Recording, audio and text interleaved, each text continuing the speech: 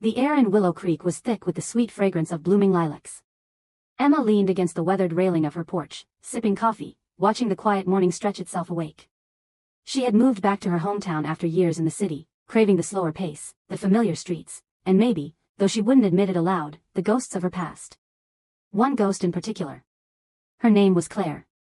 In high school, they had been inseparable, two dreamers spending afternoons lying in the grass, tracing shapes in the clouds.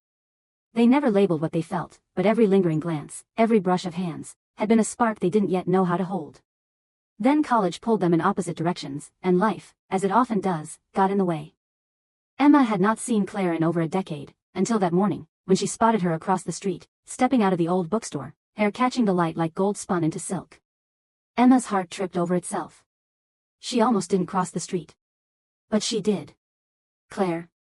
Claire turned, eyes widening, a smile blooming slow and cautious. Emma. Wow. I didn't know you were back. They fell into conversation like no time had passed, though beneath every word was a quiet hum of what had been left unsaid years ago. Claire still worked at the bookstore, now managing it, her hands smelling faintly of paper and ink. She mentioned she was recently divorced from a man, but didn't elaborate. Emma didn't press, though curiosity burned in her chest. Over the next weeks, they kept meeting, by chance, at the cafe, the market, the riverbank. Conversations deepened. One evening, Emma offered to help close the bookstore. They worked in companionable silence until a storm rolled in, rain hammering against the windows. Claire lit candles when the power flickered out, casting their faces in soft gold. Emma's gaze lingered on her, how the candlelight danced in her eyes, how her lips curved when she laughed. "You're staring," Claire murmured, voice a mixture of teasing and something else. Emma took a step closer, her pulse loud in her ears. "I think I've been staring at you since we were 17. For a heartbeat, the storm outside was the only sound. Then Claire reached up, fingers brushing Emma's cheek. "I used to dream about you," she whispered.